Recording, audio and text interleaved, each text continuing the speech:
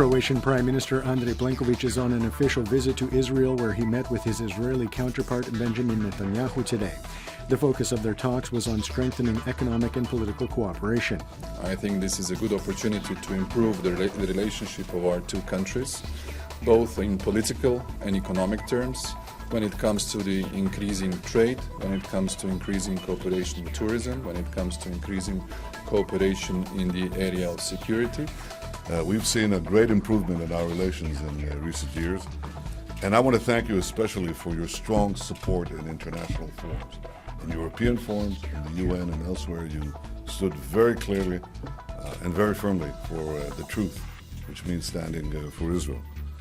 We cooperate in many fields, and we spoke just now about the need to cooperate even further in the fields of economy, of technology.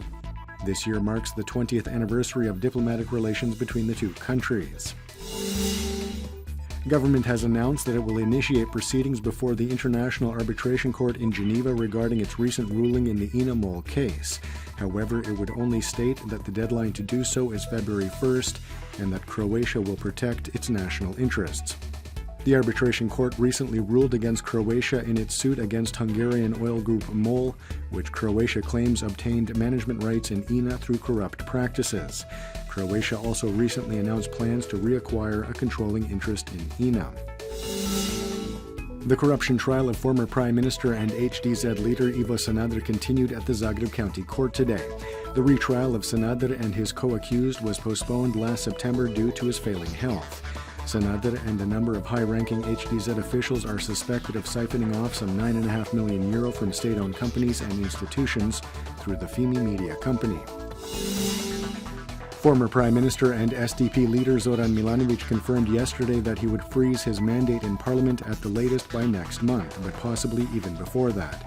His successor as SDP leader, Davor Bernardic, told Croatian radio yesterday that Milanovic had informed him of his decision to leave politics.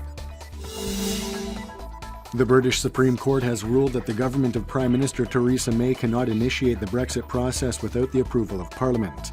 This means that May will not be able to begin talks with the EU until MPs have given their backing. However, it is widely believed that this will happen ahead of the March 31st deadline. The court also quashed arguments that the Scottish Parliament, Welsh Assembly and Northern Ireland Assembly should get to vote on Article 50 before it is triggered. Article 50 regulates the process by which member states can withdraw from the EU. Croatia has been an EU member since July of 2013. Taking a quick look at sports, Croatia's Mirjana Lučić-Baroni and Ivan Dodig have ended their doubles runs at the Australian Open. Lučić-Baroni and her partner Andrea Petković of Germany lost their quarterfinal match to the Japanese duo of Eri Hozumi and Miyu Kato 6-3, 6-3. While Dodig and Spaniard Marcel Granollers fell short of the semifinals after losing to the American team of Bob and Mike Bryan 7-6, 5-7, 6-4. Early on Wednesday, Lučić-Baroni will play her quarterfinal match in the singles competition against Karolina Pliskova of the Czech Republic.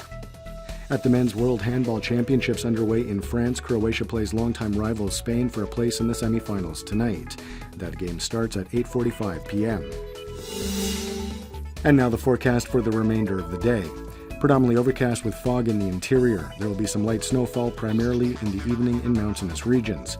Partly sunny in Dalmatia, predominantly sunny on the Istrian Peninsula.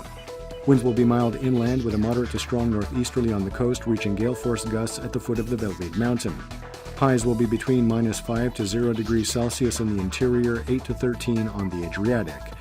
The 3-day forecast for the interior calls for more cloud cover and cold weather, with some sunny patches in northern areas on Thursday, spreading to the rest of the interior on Friday. Expect colder temperatures and morning fog.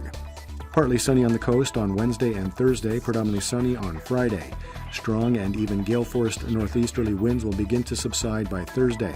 However, cold temperatures will persist.